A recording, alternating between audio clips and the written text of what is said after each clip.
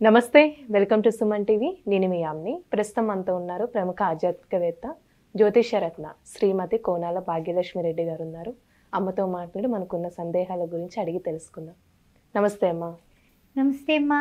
అమ్మ, ఇప్పుడు కుజుడు యొక్క మార్పు వల్ల అసలు ధనుసు రాశి వారికి ఏ విధంగా ఉంటుంది? శుక్లాంబరధరం విష్ణుం శశివర్ణం చతుర్భుజం ప్రసన్నవదనం ఝాయే సర్వ విఘ్నోపశాంతయే. ఓం శ్రీమాత్రే నమః. ఓం గంగణపతే నమః. ద్వాదశ రాశుల వారికి ఏ విధంగా ఉండబోతోంది? మిథునంలోకి కుజ భగవానుడు వెళుతున్నాడు అనే విషయాన్ని ఇప్పుడు మనం తెలుసుకుందాం. మరి 7th హౌస్లో కుజుడు ధనుసు రాశి వారికి. ధనుసులో ఉన్నటువంటి మూలా నక్షత్రం పూర్వాషాఢ, ఉత్తరాషాఢ, ప్రథమార్థం 7th హౌస్లో ఉంటాడు ఈ కుజుడు. మరి 7th హౌస్లో అంటే ఏంటి? భార్యాభర్తల మధ్య డిషం గొడవలు, అభిప్రాయ భేదాలు, మాట పట్టింపులు, ఎడ్డవంటి తిడ్డం, ఇవన్నీ జరిగే సూచనలు మెండుగా కనిపిస్తున్నాయి. తర్వాత ఏంటంటే 56 రోజుల పాటు ఉంటాడు. 1 రోజు 2 రోజులు కాదు. అంటే ఇప్పటి నుంచే నోటికి తాళం వేసుకుని అమ్మాయి కానీ అబ్బాయి కానీ కాస్త నాలుకని పదునుగా వాడకుండా, అంత అతిమెత్తగా ఉన్నటువంటి నాలుక, నరలేని నాలుకని పొదుపుగా, హితంగా, మితంగా, ప్రియంగా మాట్లాడటానికి మాత్రమే బయటకు తీయాలి. ఇది అండర్లైన్ టు ద పాయింట్. ఇది అలా ఉంటే ఎంట బయట భాగస్వామి వ్యవహారాల్లోని, ఆ తర్వాత జీవిత భాగస్వామితోటి, ఇంట్లో వాళ్ళతోటి, బయట వాళ్ళతోటి కూడా నెగ్గగలరు.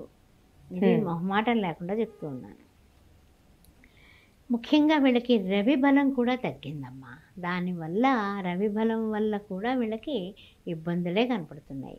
అంటే గట్టి ఇబ్బందులు ఎంతవరకు ఉన్నాయనుకుంటే కనుక మనం అంటూ ఉంటాం కదా, జ్వరం ఎక్కువగా ఉందంటే ఎన్ని డిగ్రీలు ఉంది అమ్మాయి, రేపటికి ఓకే 100కి వస్తుందా, ఎల్లుండికేమో 98కి వస్తుంది, అవతల ఎల్లుండి పచ్చం పెట్టేయచ్చు అనుకుంటాం కదా.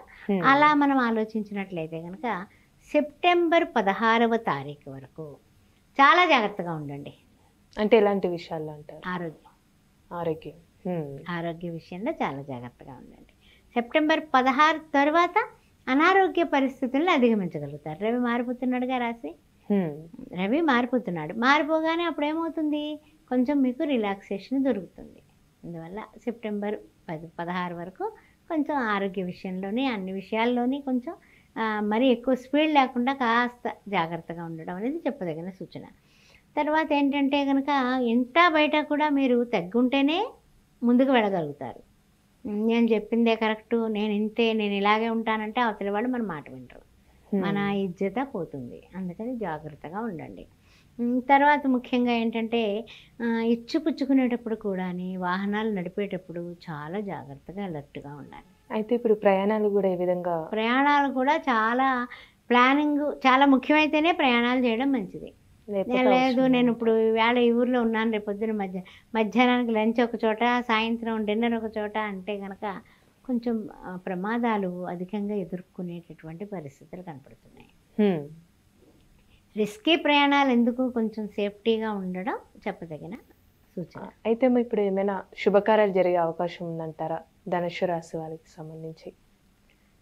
శుభకార్యాలు జరిగే ఆలోచన ఉన్నప్పటికీ కూడా ఈ శుభకార్యాలు కూడా అతి కష్టం మీద నెరవేరుతాయి. కారణం ఏంటంటే మీ మాటే మీకు శత్రువైపోయి విరోధాలు పెరుగుతాయి. ఫస్ట్ విరోధాలు, విపత్కరమైన పరిస్థితులు, వాదులాటలు, నిందలు, నిష్ఠూరాలు నెత్తి మీద వచ్చి పడతాయి ధనుసు రాశి వారికి.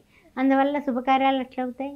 మనం మాట్లాడే మాట అవతల వాళ్ళకి ఇష్టమయ్యి, మన సంబంధం ఓకే అయ్యి, వాళ్ళు ముందుకొచ్చి, మనం ముందుకొచ్చి, మనం గబక్కున ఒక మాట, చిన్న మాటలో ఉప్పుకన్ను ఎంత ఉంటుంది? ఉప్పుకన్ను ఎంత ఉంటుంది? చిన్నదే ఉంటుంది, కానీ కడివిడి పాలని విరిచేస్తుంది. అలాగా ప్రాబ్లమ్స్లోకి వెళతారు. అందువల్ల చాలా జాగ్రత్తగా ఉండాలి. అయితే ఏంటంటే విరోధుల్ని పెంచుకోకుండా చూసుకోండి. విరోధులు బాగా పెరుగుతారు, విమర్శలు చేసేవాళ్ళు పెరుగుతారు. మీరు కూడా ఆవేశపడితే వాళ్ళకి మీకు తేడా ఉండదు. అయితే అమ్మ, వాళ్ళకి సంబంధించిన పరిహారం ఏ విధంగా చేసుకుంటే మంచిదంటారు? మరి తప్పనిసరిగానమ్మా మనం చేసుకోవాల్సింది ఏంటంటే కుజుడికి సంబంధించిన పరిహారాలు. కుజహోర ఉంటుంది కదా, మంగళవారం పూట 6 నుంచి 7 గంటల వరకు.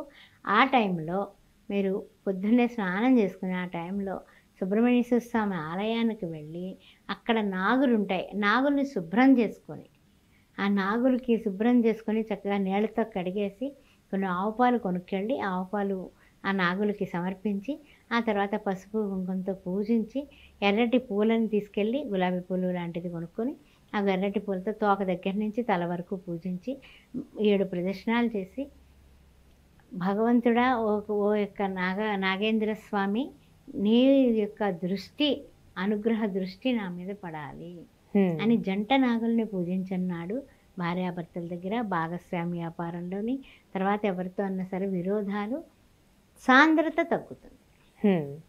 ఆ రోజు ఒక్క పొద్దు ఉండడం, సాయంత్రం భోంచేయడం, పొద్దున్నుంచి కాస్త ఒక్క పొద్దు ఉండడం, రాత్రికి భోంచేయడం, అదేవిధంగా ఎవరికైనా సరే పేదవాళ్ళకి కాస్త దానిమ్మకాయలు లాంటివి పంచడం, తర్వాత ఎర్ర రంగు వస్త్రాలు, ఎరుపు రంగు కర్చీఫ్లు, పప్పు అన్నం, కందిపప్పు, ఇలా మీకు శక్తానుసారం ఇవన్నీ దీంట్లో ఏం చేసినా ఓకే. మంచి పరిహారం తెలియజేస్తారమ్మా. ధన్యవాదాలు. శ్రీమాత్రే.